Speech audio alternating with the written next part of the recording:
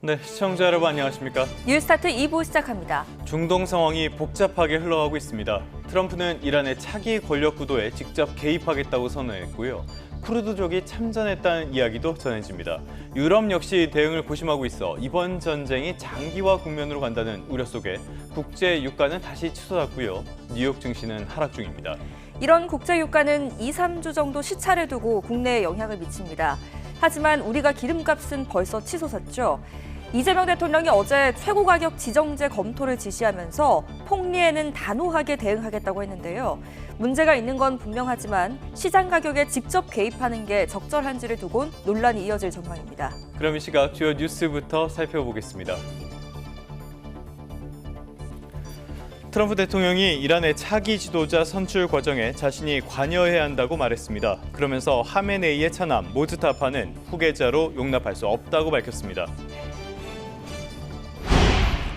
지난해 발표된 미국의 국가안보 전략을 보면 지상군 투입은 배제될 것으로 보입니다.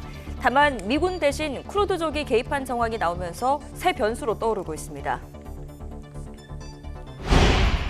유럽이 이란의 보복 공격에 피해를 본 중동 국가 지원을 잇따라 밝히고 지중해 섬나라 키프로스에 군 전력을 속속 보내고 있습니다.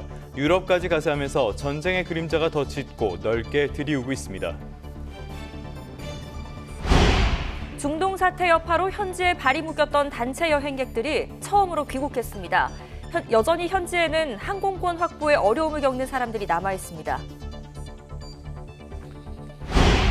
우리나라로 오려던 원유선 7척이 호르무즈 해협에 발이 묶여 있는 것으로 파악됐습니다.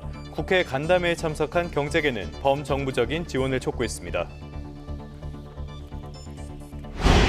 이재명 대통령은 기름값으로 불합리한 폭리를 취하려는 시도가 있다며 최고 가격 지정 등 강력한 대책을 주문했습니다.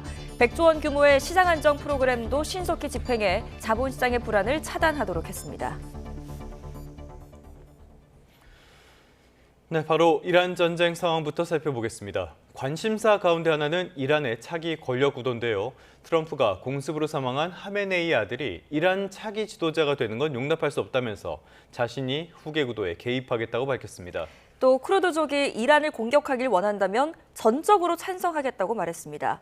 워싱턴 연결합니다. 홍상희 특파원. 트럼프 대통령이 이란 차기 지도자로 유력하게 거론되고 있는 하메네이 차남을 용납하지 않겠다고 말했다고요? 네, 트럼프 대통령은 오늘 공식 일정 대신 여러 매체와 인터뷰에 나섰습니다. 악시오스와의 인터뷰에서 트럼프 대통령은 이란의 차기 지도자 선출 과정에 자신이 관여해야 한다고 주장했습니다. 그러면서 이란에서 현재 차기 지도자로 유력하게 떠오르고 있는 하메네이의 차남 모즈타바에 대해 하메네이의 아들은 받아들일 수 없다며 우리는 이란의 조화와 평화를 가져올 사람을 원한다고 말했습니다. 또 하메네이의 아들은 경량급이고 그들은 지금 시간을 낭비하고 있다고 평가하기도 했습니다.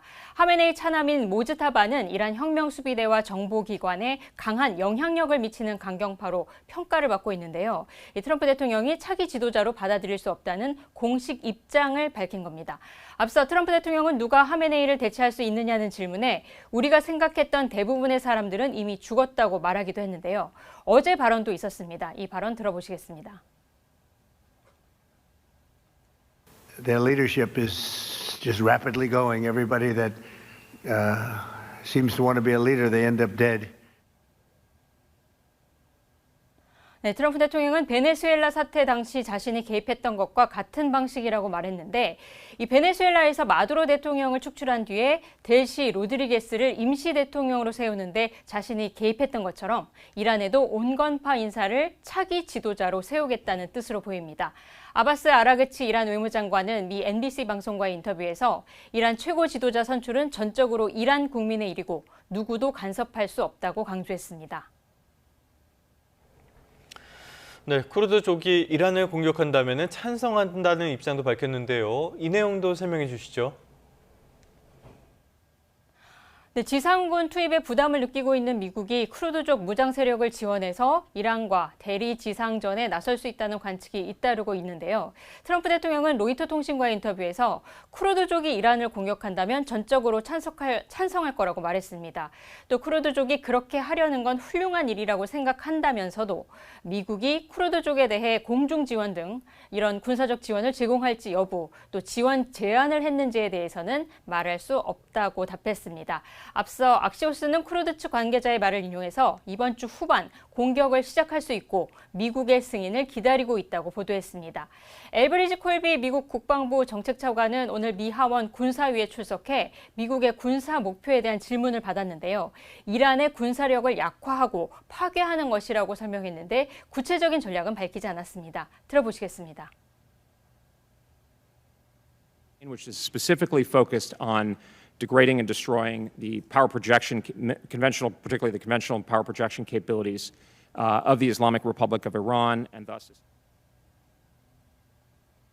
네, 이란과 이라크, 튀르키예 등에 흩어져 있는 쿠르드족은 이란 등지에서 무장 조직을 만들고 독립과 자치권 확대 등을 요구하며 분리운동을 벌여왔습니다.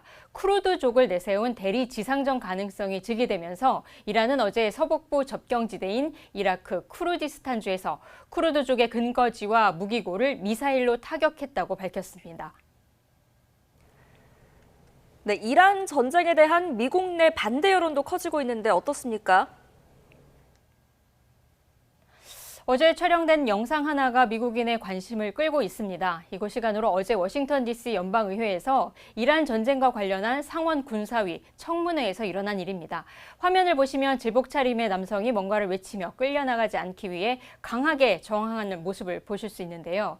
노스캐롤라이나주 상원의원 선거에 녹색당 후보로 나선 브라이언 맥기니스입니다.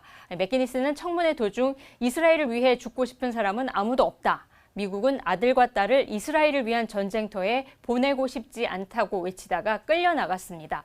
공화당 의원까지 이 맥기니스를 강제로 끌어내면서 팔이 문틈에 걸렸고 이 팔이 부러졌다고 알려지면서 논란이 커지고 있는 상태입니다.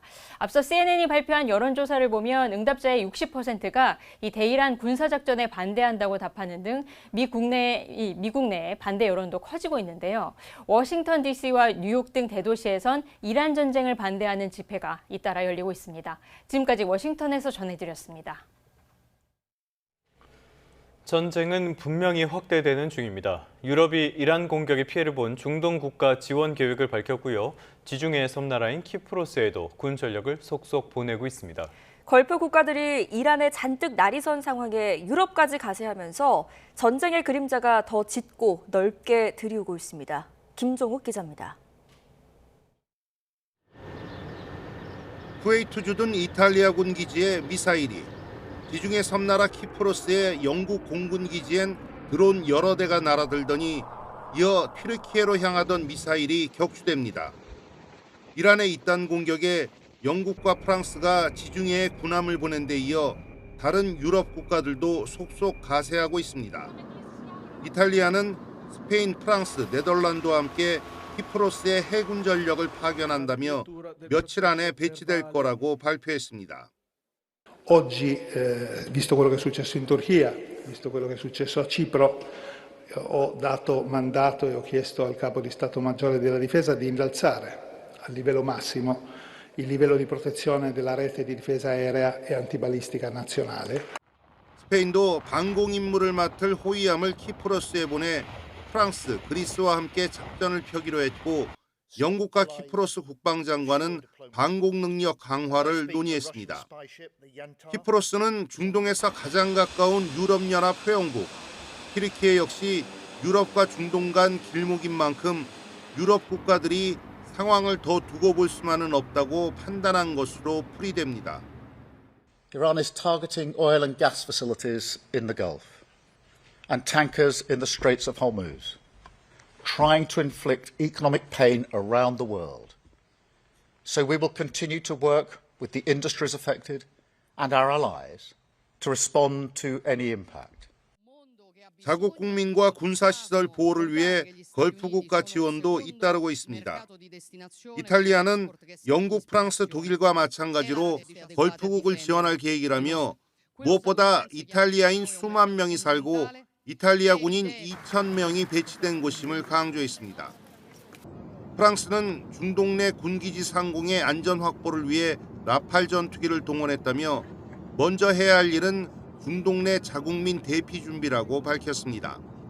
유럽연합은 아라비아 반도 6개 나라로 이뤄진 걸프협력 이사회 외무장관들과 화상회의를 연 뒤 이란이 주변국 공격을 즉각 멈추고 위기를 대화와 외교로 풀어야 한다고 촉구했습니다. YTN 김종우입니다. 호르무즈 해협 부근에서 이란의 선박 공격이 잇따르고 있는데요. 이번엔 걸프 해역 안쪽 이라크행 항구에서도 미국 업체의 유조선이 공격을 받았습니다.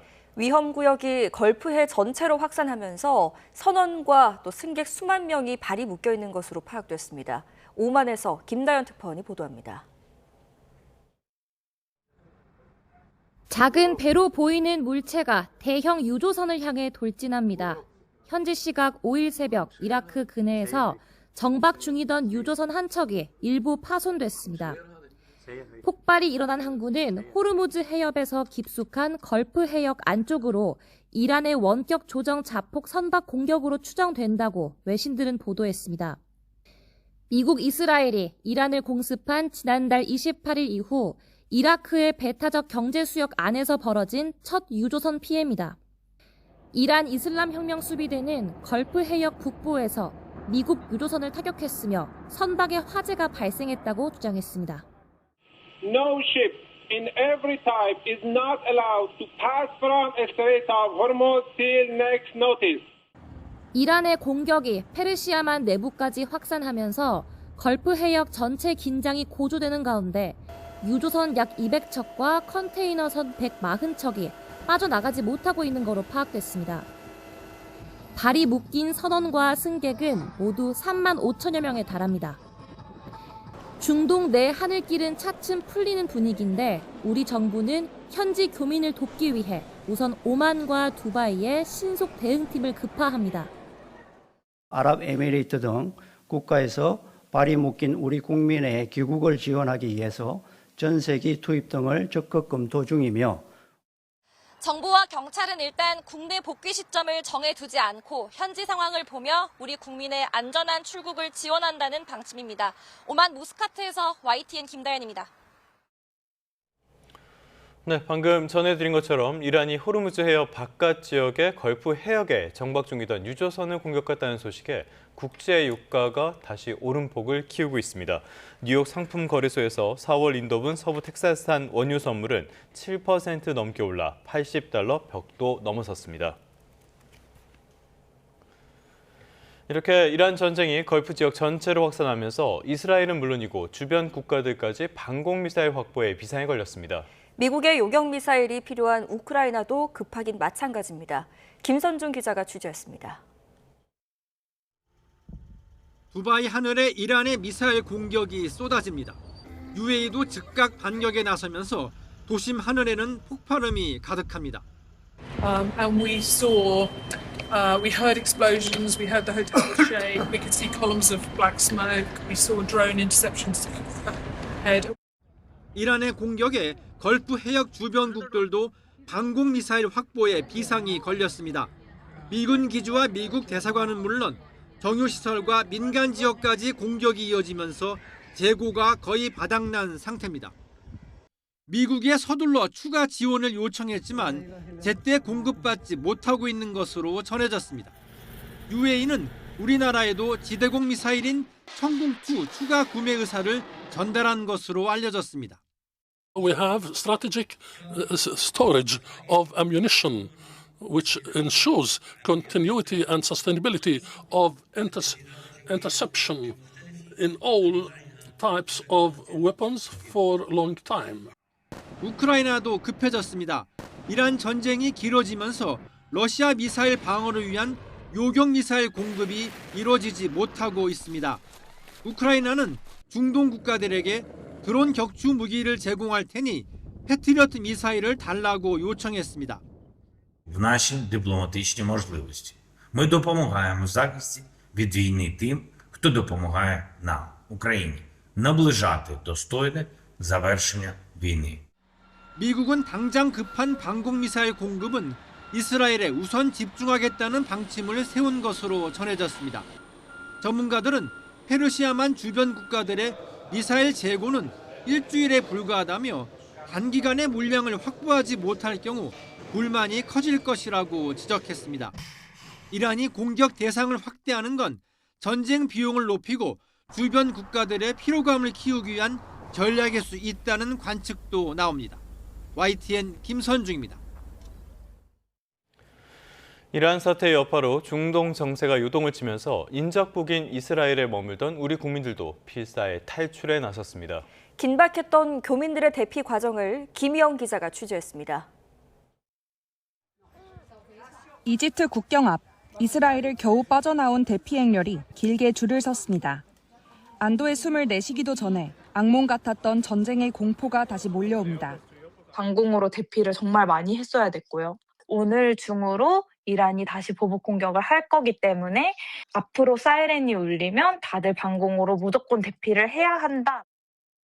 어린 자녀 2명을 포함해 가족 4명은 육로를 통해 카이로까지 1박 2일을 달려 겨우 몸을 피했습니다. 대피하는 사람들을 타겟으로 혹시나 테러가 일어나진 않을까, 미사일 파편이 떨어지진 않을까, 혹시라도 뭐 비자가 안 나오면 어떡하지, 막 이런. 우리 정부도 버스 넉 대를 동원했고 교민과 여행객 100여 명은 무사히 이스라엘 국경을 넘어 이집트에 도착했습니다. 도착했던 게 새벽 2시쯤이었던 것 같아요. 아버지는 일 때문에도 그렇고 남아 계셔야 돼가지고 전쟁 지역에 혼자 계시는 아빠가 이제 걱정이 되긴 하죠. 밤하늘에 그 미사일과 로켓포가 터지는 것들이 이제 이쪽 공항들이 다 폐쇄가 됐잖아요. 그래서 이제 한국으로 돌아갈 수 있는 길은 다 막혀 있는 상황이어서 긴장은 스스럼 없이 집까지 내어주는 따뜻한 환대를 받고서야 풀렸습니다. 선교사님들과 한인분들이 자기 차량을 가져와가지고 다 새벽에 픽업을 해주셨어요. 5분이 여기 저희 숙소에 같이 계시고요. 또 수녀원에 20분을 모셔서 다들 같은 마음이신 것 같아요. 일단은 우리 한국분 같은 동포이시고. 공습이 이어지는 전쟁터는 어렵게 벗어났지만 언제쯤 평온한 일상으로 다시 돌아갈 수 있을지 우리 교민들은 여전히 걱정 반, 두려움 반으로 중동 정세를 지켜보고 있습니다. YTN 김희영입니다. 정부는 이란에 대한 미국과 이스라엘의 공격이 계속되는 것과 관련해 이란 전역에 여행을 금지하는 여행경보 4단계를 발령했습니다. 외교부는 중동 상황 악화로 우리 국민의 신변 안전 우려가 커진 이란 전역에 대해 어제 오후 6시부터 여행경보를 4단계로 상향했다고 밝혔습니다. 이란 전역에는 지난해 6월 이후 출국을 권고하는 여행경보 3단계가 내려진 상태였습니다. 외교부는 예외적 여권 사용 허가를 받지 않고 이란에 방문하거나 체류할 경우 여권법 관련 규정에 따라 처벌을 받을 수 있다고 설명했습니다. 우리나라로 오려던 원유선 7척이 이란 사태로 봉쇄된 호르무즈 해협에 발이 묶여 있는 것으로 파악됐습니다. 경제 악영향이 우려되는 상황 속에 국회 간담회에 참석한 경제계는 범정부적인 지원을 촉구했습니다. 양동훈 기자입니다. 중동 사태와 관련해 민주당과 마주 앉은 재계는 눈앞으로 다가온 원자재 수습 위협 상황을 공유했습니다. 원유 수송 대동맥인 호르무즈 해협에 우리나라로 와야 하는 원유 수송선 7척이 묶여 있는 것으로 파악된 겁니다. 원유선 한 척에는 우리나라 전체의 하루 원유 소비량에 해당하는 약 200만 배럴이 실린 것으로 전해졌습니다. 한 대가 묶여 있으면 대한민국 하루가 이제 석유 전체 소비가 문제가 되는 상황인데 그게 총 이제 많게는 7척까지가 묶여 있는 상황이라서 경제계는 사태가 장기화할 가능성을 우려하며 정교한 에너지 수급 시나리오 등 정부 차원의 적극적인 도움을 요청했습니다. 에너지 가격, 물류 비용, 환율 등 주요 변수와 함께 통상 공급망 구조의 변화에 대한 범정부적인 지원과 대응이 필요한 시점입니다. 민주당은 정부에서 준비한 100조 원대 시장 안정 프로그램과 중소 중견기업에 대한 금융 지원책이 잘 진행되도록 돕겠다고 화답했습니다. 하지만 국민의힘은 또 혈세를 투입해 주가 띄우기를 한다고 대립각을 세웠는데 이란 사태도 정쟁으로 이용한다는 여야의 장외 설전은 종일 이어졌습니다. 중동발 위기를 자신들의 정치 생명 연장을 위한 정쟁의 도구로 삼아 불안을 조장하고 있습니다. 국방위, 산자위 등 핵심 상임위는 사실상 개점 휴업 상태입니다.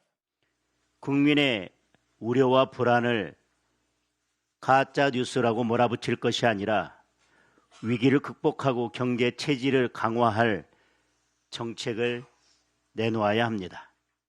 국회 외교통일위원회가 오늘 이란 사태 관련 긴급 현안 질의를 예고하는 등 상임위 차원의 움직임도 바빠지고 있습니다. 여야는 대미투자특별법도 오는 12일 본회의에서 처리하기로 합의했습니다. 이란 사태로 경제 불확실성이 급증한 상황에서 미국 관세라는 또 다른 위험 요인을 빨리 털어내자는 공감대가 마련된 것으로 풀이됩니다. YTN 양동훈입니다. 네, 금융시장의 불확실성, 변동성도 굉장히 큰 상황입니다. 그제 사상 최대 하락폭을 기록했던 우리 증시가 어제는 급반등에 성공했습니다. 코스피는 9%, 코스닥 지수는 14%나 오르면서 장을 마감했습니다. 장 초반 코스피와 코스닥 모두 동반 매수 사이드카가 발동되기도 했습니다. 류환홍 기자입니다. 코스피가 5,580선에 코스닥이 1,110선에 안착하며 사흘 만에 우리 증시가 활짝 웃었습니다.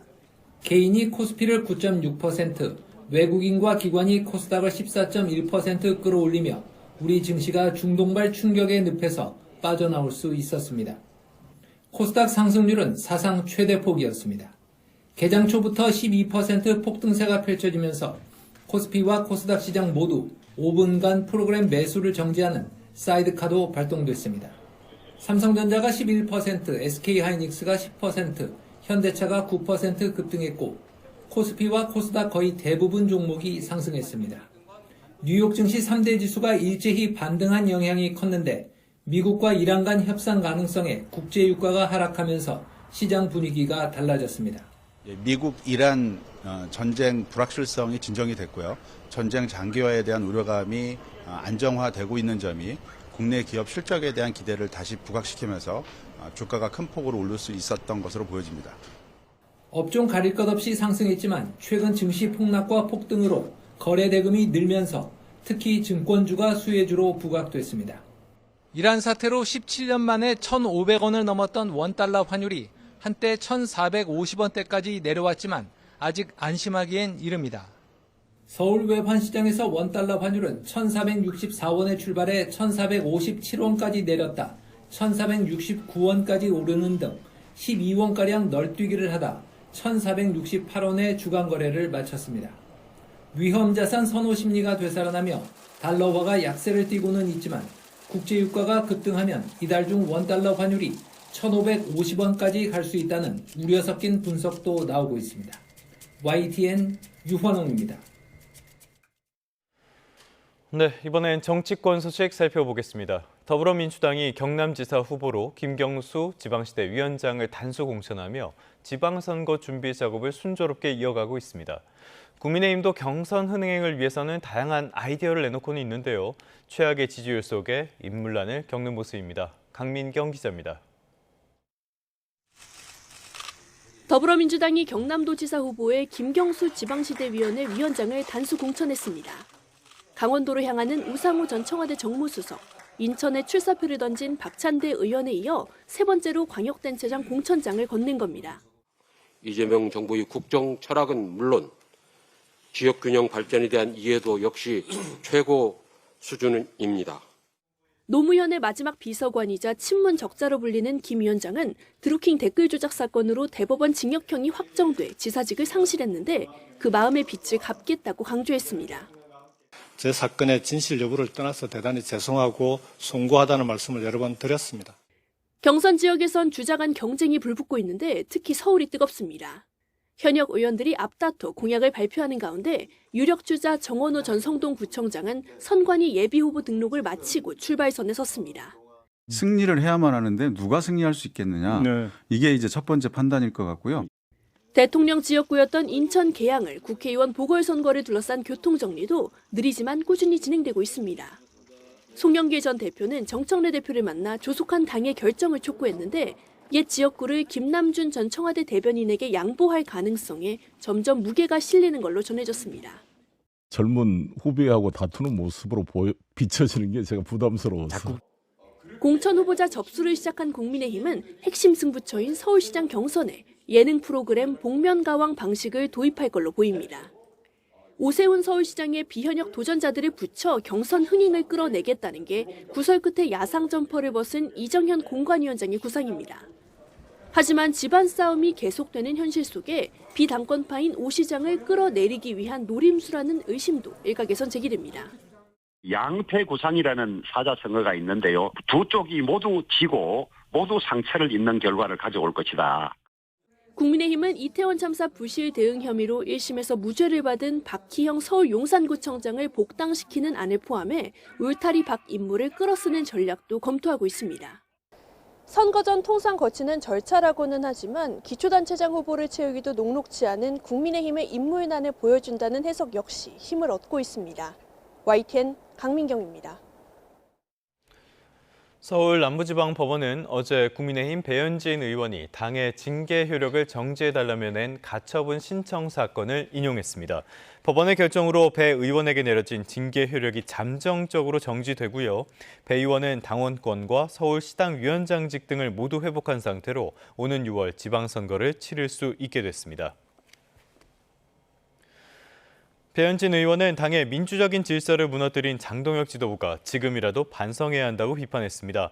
배 의원은 가처분 인용 직후 국회에서 기자회견을 열고 국민의힘은 이제 퇴행을 멈추고 미래로 나아가야 한다며 지방선거 승리를 위해 당을 정상적으로 운영해야 한다고 말했습니다. 한동훈 전 대표는 자신의 SNS에 상식의 승리라며 한줌 윤 어게인 세력이 전통의 보수 정당을 망치고 있다면서 상식 있는 다수가 당을 정상화해야 한다는 글을 올리기도 했습니다. 경제 한 줄 뉴스입니다. 제분업계의 밀가루 가격 담합과 관련해 제분회사 대표 전원이 제분협회 이사회에서 물러나기로 했습니다. 대우건설이 가덕도 신공항 부지 조성공사에 대한 수의계약 의사를 조달청에 공식 회신했습니다. 허위 공시로 투자자를 유인한 주가 조작 세력과 건실한 회사를 횡령으로 망가뜨린 기업 사냥꾼 등 주식시장 불공정 탈세자에 대해 2,576억 원이 추징되고 30건이 검찰에 고발됐습니다. 공정거래위원회가 유가족 알선 대가로 장례지도사들에게 뒷돈을 준 장례식장에 대한 제재와 함께 전국 주요 장례식장에 대한 조사에 나섰습니다. 봄동으로 만든 비빔밥이 인기를 끌면서 봄동 가격이 한 달 새 33% 올라 47,000원을 기록했습니다. 돼지고기와 한우, 닭고기 가격이 모두 1년 전보다 10% 넘게 오르며 축산물 가격이 전반적으로 상승했습니다. 지금까지 경제 한 주 뉴스였습니다. 다음 소식입니다. 오토바이를 타고 다니면서 선정적인 내용의 유흥업소 홍보물을 배포한 남성이 구속 상태로 검찰에 넘겨졌습니다. 불법 전단 살포로 구속까지 된 건 이번이 처음입니다. 김혜린 기자입니다. 서울 강남의 번화가를 달리는 오토바이에서 전단이 우수수 떨어집니다. 또 다른 거리에서도 오토바이가 지나간 길을 따라 전단이 잔뜩 떨어져 있습니다. 선정적인 문구가 쓰인 유흥업소 홍보물입니다. 이들은 이미 2차례나 경찰에 단속되고도 장소를 옮겨가며 또다시 전단을 뿌렸습니다.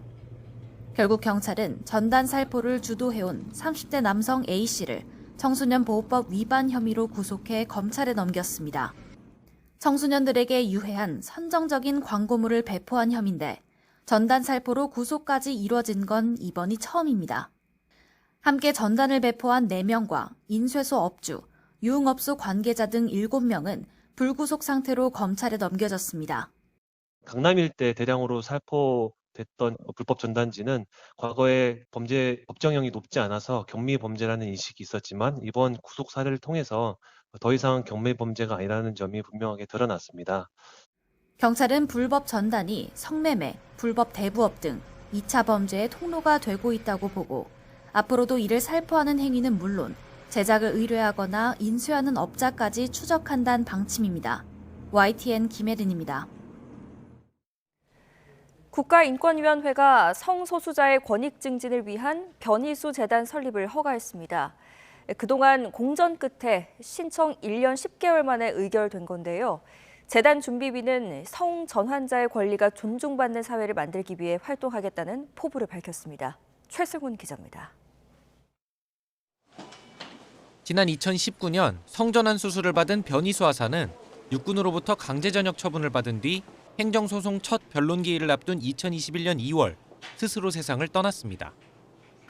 저희 성별 정체성을 떠나 제가 이 나라를 지키는 훌륭한 군인 중 하나가 될 수 있다는 것을 변희수 하사를 추모하고 성소수자를 지원하는 단체가 필요하다는 목소리가 이어졌고 지난 2024년 변희수 재단 준비위원회는 국가인권회에 비영리법인 설립 허가를 신청했습니다. 하지만 안건은 1년 10개월 동안 거듭 무산됐고 7번째 상정 끝에 이번 상임위에서 설립이 허가됐습니다. 상임위원 한 명이 공석인 3인 체제에서 만장일치 동의가 필요했는데 그동안 보수 성향을 가진 김용원 전 상임위원이 반대하면서 공전을 거듭해왔습니다. 지난달 김 전 의원의 퇴임과 새 상임위원들의 임명으로 안건 의결에 대한 기대가 높아졌던 상황. 이번 회의에서 상임위원들은 재단 설립안이 형식적, 실체적 요건을 다 갖췄다는 데 동의한 것으로 전해졌습니다. 합리적이지 않은 이유로 차일피일 미뤄진 거에 대해서 준비위원회 측에 굉장히 죄송하다는 말씀드리고요. 재단 준비위는 그동안 인권을 지켜야 할 기관이 오히려 인권을 가로막고 있었던 현실이 확인됐다며 성전환자의 권리가 존중받는 사회를 만들기 위해 활동해 나가겠다고 밝혔습니다. YTN 최승훈입니다. 오늘 나오실 때는 우산을 챙기셔야겠습니다. 강한 강수 때는 빠져나갔지만 오전부터 밤사이 서울 등 중부지방을 중심으로는 산발적인 비나 눈이 이어지겠습니다. 양이 많은 건 아니지만 어제부터 내린 눈비로 도로가 미끄러운 곳이 많습니다. 출근길 교통안전에 유의하셔야겠습니다. 오늘 밤까지 내리는 비의 양은 전국에 5mm가 되겠고 강원 산간에는 5cm 이상, 영서와 경기 내륙, 충북 북부에도 1cm 안팎의 눈이 더 내리겠습니다. 비가 그친 뒤에는 공기가 차가워지겠습니다. 오늘 서울 낮 기온이 5도로 어제보다 8도 정도 낮겠고요. 바람도 강하게 불면서 체감 온도는 2에서 3도가량 낮겠습니다. 또 오늘 수도권을 중심으로는 초미세먼지 농도가 짙게 나타나겠고요. 그 밖에 대부분 지역에서도 오후부터 공기가 탁해지겠습니다. 주말에는 대체로 맑겠지만 아침 기온이 영하로 떨어지면서 꽃샘추위가 찾아올 전망입니다. 날씨였습니다. 이 시각 주요 뉴스입니다. 지난해 발표된 미국의 국가 안보 전략을 보면 지상군 투입은 배제될 것으로 보입니다. 다만 미군 대신에 쿠르드족이 개입한 정황이 나오면서 새 변수로 떠오르고 있습니다. 유럽이 이란의 보복 공격에 피해를 본 중동 국가 지원을 잇따라 밝히고 지중해 섬나라 키프로스에 군 전력을 속속 보내고 있습니다. 유럽까지 가세하면서 전쟁의 그림자가 더 넓고 짙게 드리우고 있습니다. 이재명 대통령은 기름값으로 불합리한 폭리를 취하려는 시도가 있다며 최고 가격 지정 등 강력한 대책을 주문했습니다. 100조 원 규모의 시장 안정 프로그램도 신속히 집행해 자본시장의 불안을 차단하도록 했습니다. 안권섭 특별검사가 이끄는 상설특검이 90일간 수사를 마치고 활동을 종료했습니다. 관봉권 띠지 폐기 의혹과 관련해 특검은 업무상 과오였다며 기소 없이 사건을 검찰로 넘겼습니다. 양도세 중과를 피하기 위한 절세 급매물이 속출하며 서울 아파트값 오름폭이 5주째 주춤했습니다. 강남권과 용산구 아파트값이 2주 연속 떨어진 가운데 서울 중저가 지역 아파트값 오름세도 둔화하는 양상입니다. 네, 다시 중동 상황부터 자세히 살펴보겠습니다. 미국과 이스라엘 그리고 이란의 군사적인 충돌이 이어지고 있는데요. 이란의 공격 강도는 낮아졌지만 산발적인 공습이 계속되고 있습니다. 미국과 이스라엘은 이란의 정권과 군 시설을 체계적으로 무력화하기 위한 작전 수위를 끌어올리고 있습니다. 요르단 암만에서 조수연 특파원입니다. 현지 시간 5일 오후 요르단 암만 도심에 또다시 공습 사이렌이 울려 퍼집니다. 이스라엘로 발사된 이란의 미사일 또는 드론이 요르단 상공을 지나고 있다고 알리는 경보입니다. 요르단군이 발사체 요격에 나서면서 공습 경보를 전후로 커다란 폭발음이 여러 번 들렸습니다. 이란의 미사일과 드론 공격 횟수가 첫날보다 크게 줄었다는 분석이 나왔지만 산발적인 공습이 계속되고 있습니다.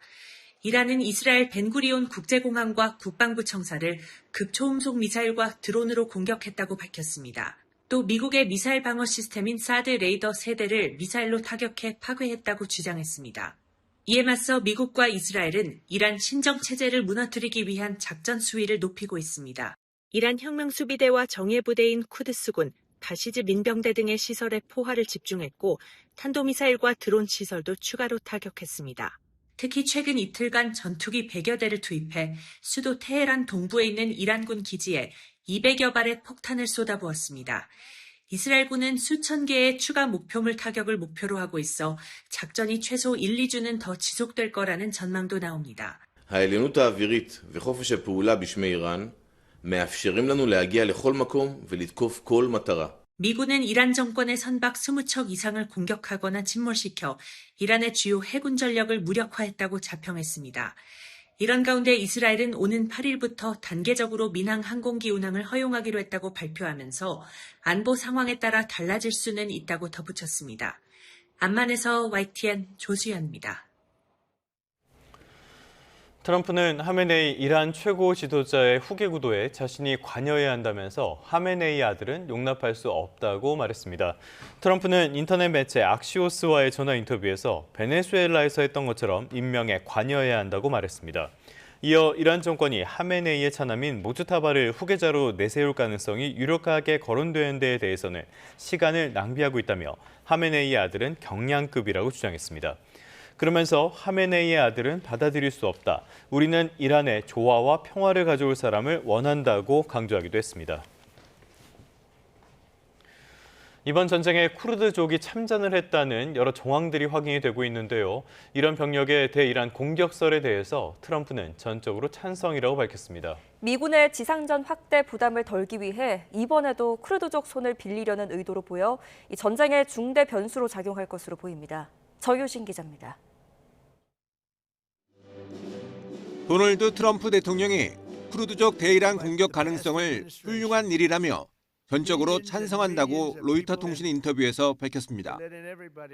공중지원 제공을 약속했는지 묻는 질문엔 말을 아꼈지만 목표는 승리라며 사실상 이란 공격을 승인한 것으로 보입니다. 전날 백악관은 트럼프의 쿠르드족 접촉은 시인하면서도 작전에 동의했다는 보도는 부인해왔습니다. He did speak to Kurdish leaders with respect to our base that we have in northern Iraq.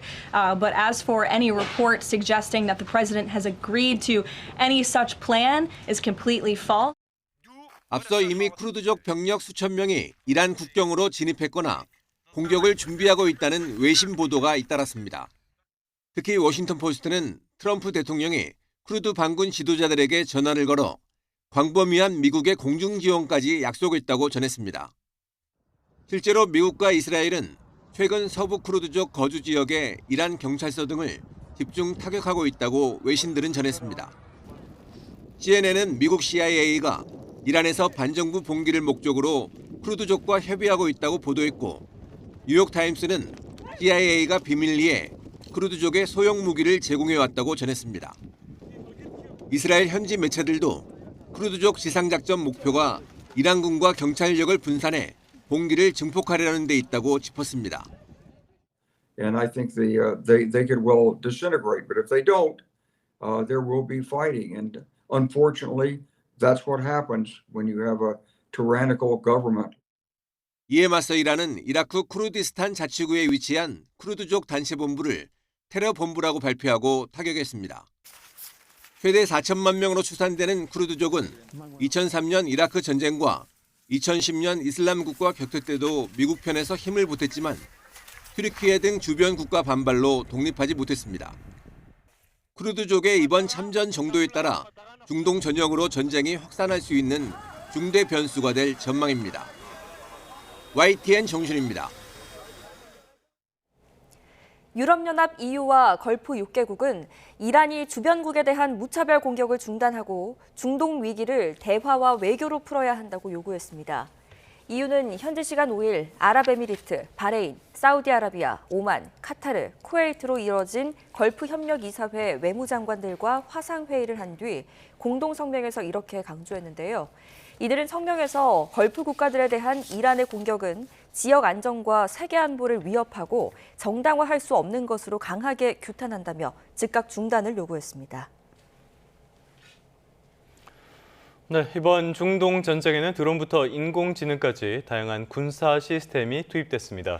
우리나라가 수출한 국산 무기도 동원됐는데요. 김용현 동국대학교 북한학과 교수와 자세한 내용 살펴보겠습니다.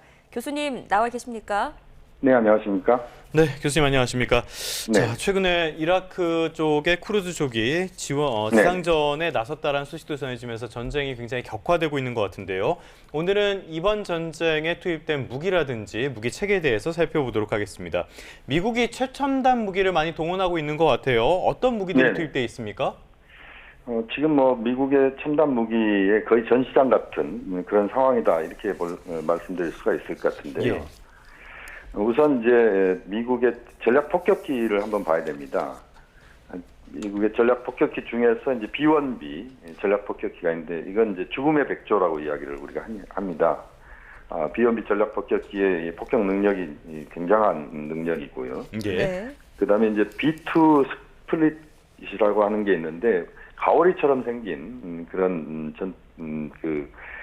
전폭기입니다. 네. 이게 이제 스텔스 기능이 있고 우리가 흔히 침묵의 암살자라는 표현을 쓰고 있는데 매우 정교한 타격 능력과 엄청난 폭탄 투하 능력이 있습니다. 그다음에 이제 B-52 전략 폭격기가 있는데 요건 이제 하늘의 요새라고 해가지고 1950년대부터 이제 운영이 됐고요. 용산에 있는 전쟁기념관 야외 전시장 가면 구형 B-52 전략 폭격기가 전시되어 있습니다. 그만큼 이제 B-52 전략 폭격기 오래된 그 전략 폭격기이고요. 예. 항공모함 같은 경우가 지금 보면 이제 제럴드 포드함 같은 경우는 미 해군의 최신의 세계 최대 규모의 그 항공모함이고 에이브럼 링컨함 같은 경우도 최대한 90대의 그 전투기를 포함한 여러 항공기를 탑재하는 항모입니다. 이 항공모함 전단의 능력이 몇 개 나라의 어떤 육해공군 능력까지 합친 정도의 능력을 보유하고 있기 때문에 굉장히 가공할 무기 체계다 이렇게 보시면 되겠습니다. 네, 말씀해 주신 것처럼 미국이 압도적인 공중 전력을 동원하고 있는데요. 또 이번 전쟁의 또 다른 특징을 살펴보면 드론이 투입되고 있다는 점입니다. 특히 미국이 그렇습니다. 이란의 저가 드론을 역설계해서 만든 자폭 드론까지 실전에 투입했다고 하는데 이건 어떤 드론입니까?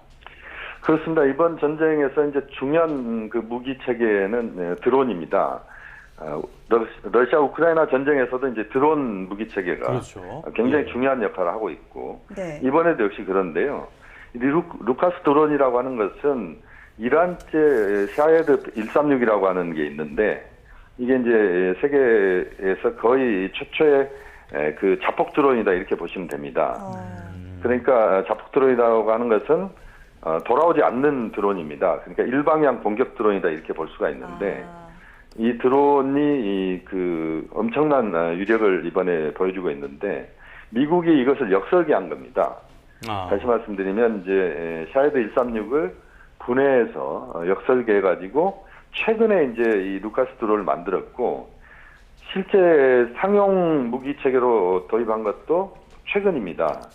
그만큼 이제 미국이 다급하게 이 자폭 드론을 미국도 생산을 하게 됐다 이렇게 볼 수가 있는데 미국에 지금 자폭 드론 부대가 있는데 이 태스크포스 스콜피언이라고 하는 자폭 드론 부대가 있는데 이번에 최초로 작전에 투입됐다 이렇게 보시면 되겠습니다. 예. 알겠습니다. 말씀해 주신 것처럼 드론과 AI 활용이 현대전의 하나의 특성으로 자리매김을 하는 듯한 분위기가 있는데요. 자, 지금 미국이 골칫거리가 되는 게 바로 이런 드론 부분이라는 이야기도 있습니다. 3천만 원짜리 드론을 막는데 60억 원짜리 미사일을 쓰고 있다. 이건 무슨 말입니까? 그렇습니다. 지금 말씀하신 것은 정확한 표현입니다.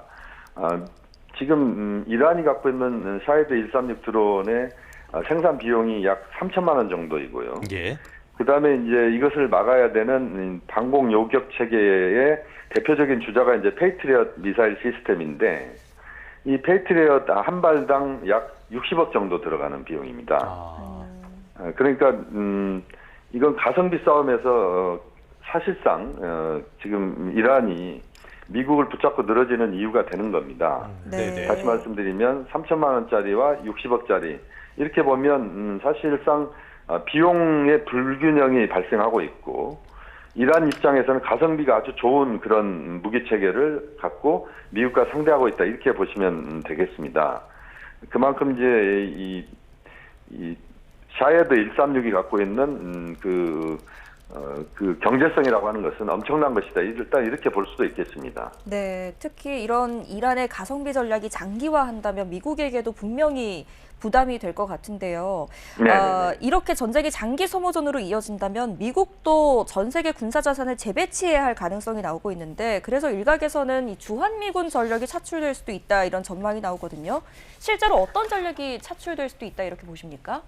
그렇습니다. 지금 미국과 이란이 지금 소모전을 펼치고 있다 이렇게 보셔도 되는데 이 소모전이 장기화될 경우에는 또는 지금 상황에서 주한미군의 전력이 일부 차출될 수 있다. 이건 가능성의 영역이어서 현실이 될 수도 있습니다. 네. 실제 이제 어떤 무기 체계가 차출될 수 있느냐 이렇게 보면 우선은 이제 전술 지대지 미사일 시스템인 에이테킴스라고 하는 게 있습니다. 예. 이건 이제 오랫동안 한국에서 미군이 보유하고 있는 전술 지대지 미사일 시스템인데 요게 이제 동원될 가능성이 있고요. 예. 그다음에 우리가 흔히 잘 아는 페이트리엇 미사일 시스템 팩3라고 하는 게 있는데 이게 이제 탄도미사일 방어하는 요격 체계인데 요것도 지금 지난해 그 12일 전쟁이라고 하는 게 6월 달에 있었습니다. 그렇죠. 예. 그때 이제 주한미군의 페이트리엇 2개 포대가 중동에 순환 배치가 됐고 아직 돌아오지 않았습니다. 네. 그다음에 이제 또 하나 그 무기 체계 중에 우리가 잘 아는 건데요. 고고도 미사일 방어 체계인 사드가 있습니다. 이 사드도 지금 성주 기지에 지금 배치가 돼 있는데 이 사드 체계가 중동으로 전개될 가능성이 있다. 그러니까 전쟁이 지금 상황에서도 무기 체계가 지금 이란 미국 전쟁에 동원될 가능성이 있고 전쟁이 장기화되면 주한미군의 차출도 불가피한 것 아니냐 이런 이야기도 나오고 있습니다. 알겠습니다. 이런 전쟁의 여파가 우리에게도 오는 것 같은데요. 자, 네네. 미군의 전력 하나 더 살펴보도록 할까요? 지금 이란 영해관이 인도양에서 미군이 잠수함 어뢰로 이란의 전함을 격침했다. 공격에 어뢰를 쓴 게 2차 대전 이후로 처음이라고요? 그렇습니다. 지금 말씀하신 것처럼 이란 해군의 지금 그 함정들이 미군의 타격이 되고 있습니다. 그런데 이번에 이제 미군 잠수함 어뢰로 타격받은 그래서 이제 침몰한 이란 해군 함정은 공해상에 있었습니다. 그러니까 인도양에서 작전을 하고 있었는데, 네. 그러니까 이란 해군 입장에서는 좀 방심했을 가능성이 있는데, 지금 아마 스리랑카 인근인 것 같아요. 그쪽에서 이제 공격형 어뢰로 침몰을 했고 100여 명이 지금 실종됐고 일부는 지금 스리랑카 해군이 이들을 구조했다 이렇게 지금 보도가 되고 있습니다. 네. 그만큼 지금 미국 입장에서는 이란의 해군력을 무력화시키는 이게 지금 작전에서 중요한 그런 좌표다 이렇게 보셔도 될 것 같습니다. 네, 그런데 피격된 이란 전함 가운데 일부는 한국에서 만들어진 선박을 개조해서 사용한 것이다 이런 보도가 나오고 있거든요. 이게 네네. 원래는 한국에서 상업용으로 건조한 선박인데 이란이 이걸 군사용으로 개조를 했다 이런 말인가요? 그렇습니다. 지금 말씀하신 대로 세계 최초 이란의 이제 드론 항모라고 하는 게 있는데 이 드론 항모는 우리 한국에서 건조된 울산에서 건조된 컨테이너선이었습니다. 이 컨테이너선의 이제 사출 기능 그리고 이제 그 점프 기능을 일부 개조를 해서 만들어 가지고 이란이 그 군용 헬기랄지 소형 자폭 드론을 운영하는데 활용을 했다 이렇게 보시면 됩니다. 그러니까 사실 이제 우리가 전쟁에 개입한 건 전혀 아니고 우리 한국에서 만든 컨테이너선이 이란이 이제 컨테이너선을 보유하고 있었고 이걸 이제 개조한 겁니다. 그래서 이제 이번 그 자폭 드론을 활용하는 데 있어서 이 컨테이너선으로 만들어진 이제 드론 항모가 활용된 것이고 미군이 아마 이건 그 격침시킨 걸로 지금 그렇게 알려지고 있습니다. 이번에 주목을 받았던 것 가운데 하나가요. 인공지능이 적극적으로 활용되고 있다는 점이거든요. 인공지능 지금 전쟁에 어떻게 활용되고 있습니까? 그러니까 이 인공지능 활용의 예는 이번 개전 초기에 우리가 알 수가 있는데 그 미군이 한 1000개 정도의 그 공격 좌표를 처음부터 설정을 했습니다.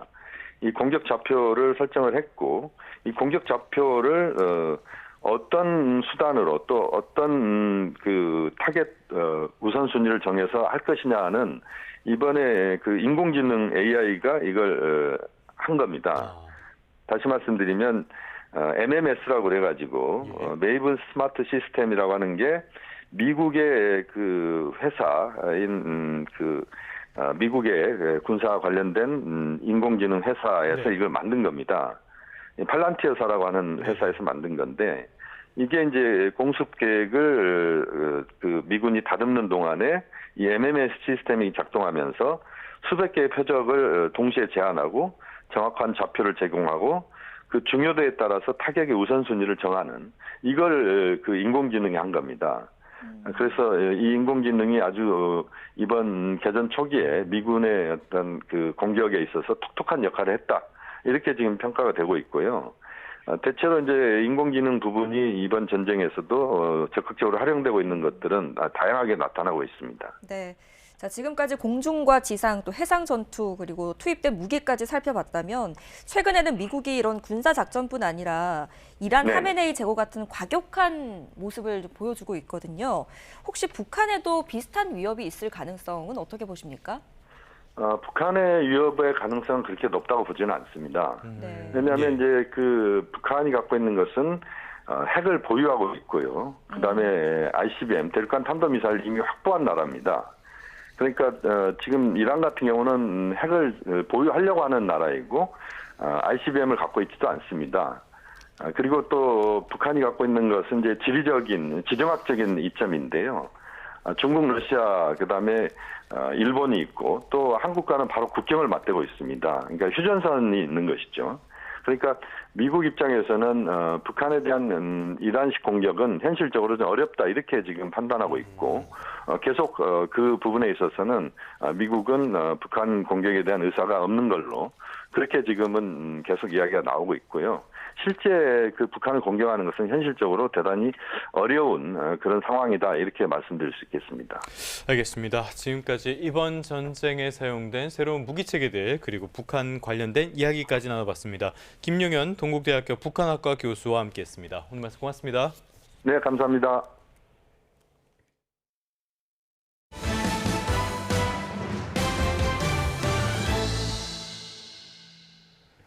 네, 다음 소식입니다. 위헌성 논란으로 야권과 법조계 일각의 반발 속에 여당 주도로 국회를 통과한 이른바 사법개혁 3법이 법률안 공포 전 마지막 관문인 국무회의 문턱도 넘었습니다. 전남 광주통합법과 상장기업의 자사주 소각을 의무화한 상법 개정안 등도 함께 처리됐습니다. 정인용 기자입니다. 무제한 토론, 필리버스터 대치까지 거치며 전국의 뜨거운 감자로 떠오른 사법 3법이 이재명 대통령 주재로 열린 국무회의에서 의결됐습니다. 여당 주도로 국회 본회의에서 가결된 법안이 모두 원안대로 통과됐습니다.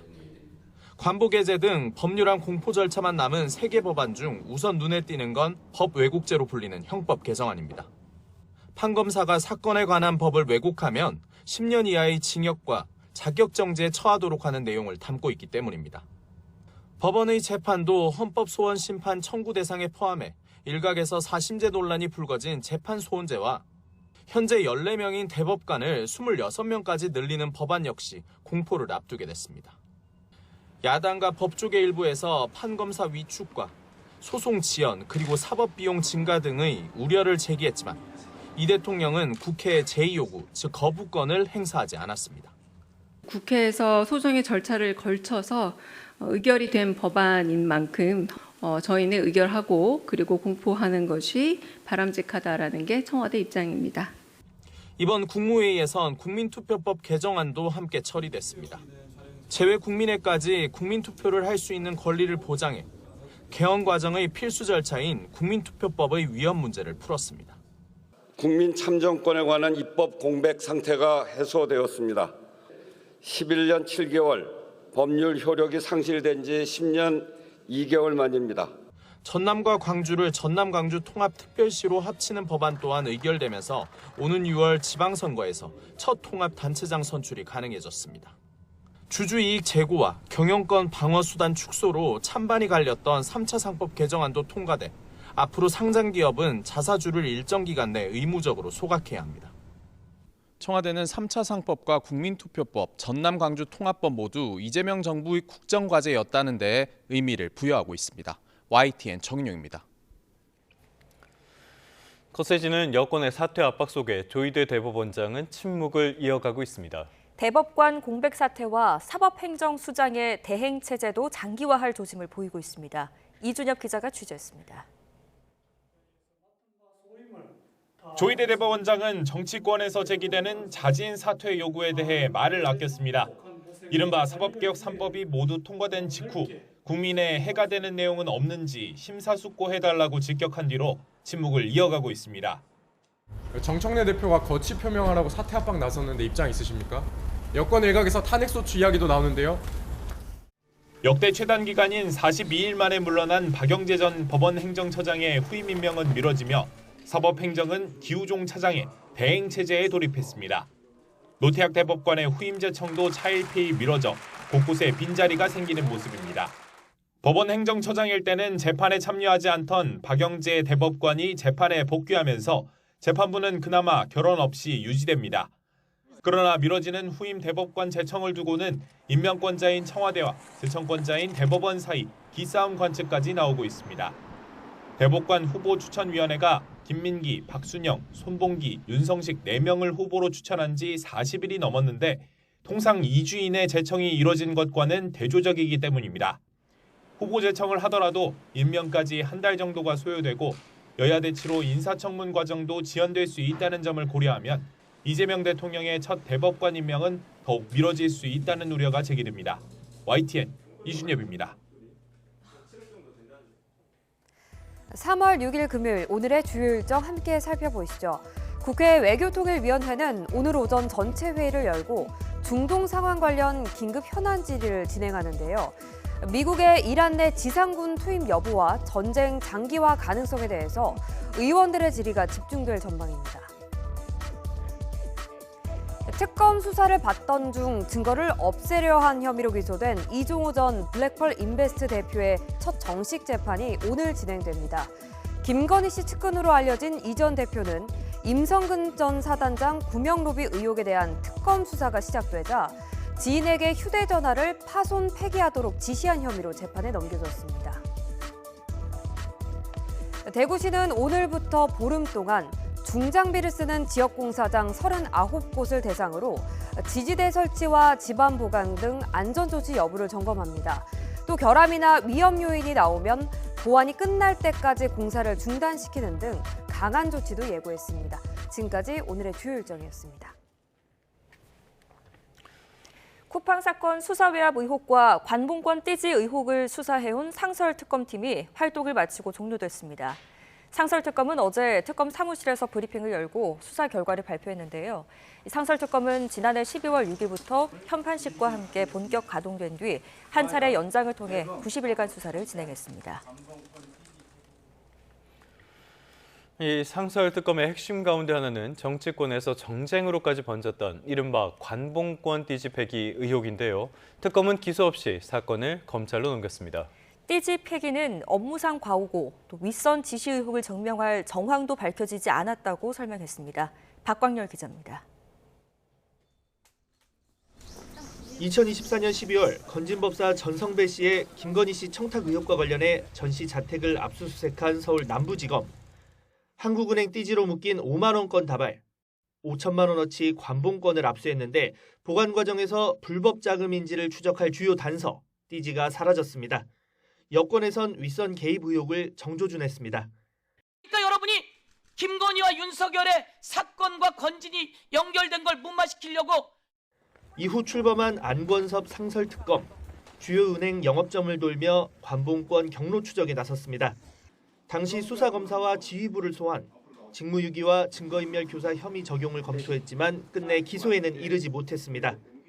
특검은 띠지 분실을 압수 목록 부실 기재, 형식적 대조 등이 복합작용한 업무상 과오로 규정하며 형사처벌 대상이 아니라고 봤습니다. 또 다른 쟁점인 상부의 은폐 지시 여부 역시 의심을 넘어 사실로 인정할 혐의점이 발견되지 않았다고 판단했습니다. 이른바 윗선의 폐기, 은폐 지시 등 의혹을 증명할 만한 뚜렷한 정황은 밝혀지지 않았고 다만 절차 미비 내지 업무상 과오로 인해 다만 특검은 추가 수사 필요성을 거론하며 불기소 처분 대신 사건을 검찰로 넘겼습니다. 특검 관계자는 한시적 조직인 특검에서 불기소 처분을 하면 불복 절차 등 문제 소지가 있다며 검찰로 이첩해 추가 수사와 기소 여부를 판단하도록 하는 게 맞는다는 결론을 내렸다고 설명했습니다. 또 수사 과정에서 심각한 기강 해이가 확인됐다며 관련자 징계 사유 통보와 함께 시스템 개선 제안을 예고했습니다. YTN 박광렬입니다. 다음 소식입니다. 양도세 중과를 피하기 위한 절세 급매물이 속출하며 서울 아파트값 오름폭이 5주째 주춤했습니다. 강남권과 용산구 아파트값이 2주 연속 떨어진 가운데 서울 중저가 지역 아파트값 상승세는 둔화하는 양상입니다. 정현우 기자의 보도입니다. 서울 신천동의 6,000세대짜리 대단지 아파트. 지난 1월 전용 59제곱미터가 27억 원대에 팔렸는데 지난주엔 5억 원 아래인 21억 8천만 원에 거래됐습니다. 세부담을 의식해 시세보다 저렴하게 매물을 내놓는 다주택자가 많아졌다고 중개사들은 말합니다. 약 10% 정도 떨어졌다고 봐야 되겠죠. 5월 달 전에 계약을 희망하는 다주택자들 하나씩 처분하려고 하는 매물들이 나오고 있는 거예요. 서울 아파트값 상승폭이 5주 연속 둔화한 가운데 강남 3구와 용산구 아파트값은 2주째 하락했습니다. 특히 강남구와 송파구의 아파트값 하락폭이 직전주보다 커진 것으로 나타났습니다. 고가 아파트값이 떨어지면서 인접 지역에서도 아파트값 상승세가 둔화하는 양상인데 강남권과 가까운 동작구와 강동구는 보합 수준으로 오름폭이 줄었습니다. 정부가 다주택자뿐 아니라 고가 1주택자 등을 겨냥한 압박을 이어가자 이른바 상급지를 중심으로 아파트 매물이 늘어난 영향으로 보입니다. 구로와 노원, 성북구 등 최근 상승세를 주도했던 서울 중저가 외곽 지역 역시 대부분 상승세가 주춤해졌습니다. 시장을 선도하는 강남과 용산구에서 하락세가 계속되고 있어서 서울 평균도 곧 약세로 접어들 것으로 예상이 됩니다. 토지거래 허가를 받는 절차까지 고려하면 4월 중순까지 가격 하락폭이 커질 수 있다는 전망이 나오는 상황. 일각에선 정부가 지방선거 이후 보유세를 올리고 비거주 주택에 혜택을 줄일 가능성도 짙어지면 매물 증가가 당분간 더 이어질 수 있다고 전망합니다. YTN 정현우입니다.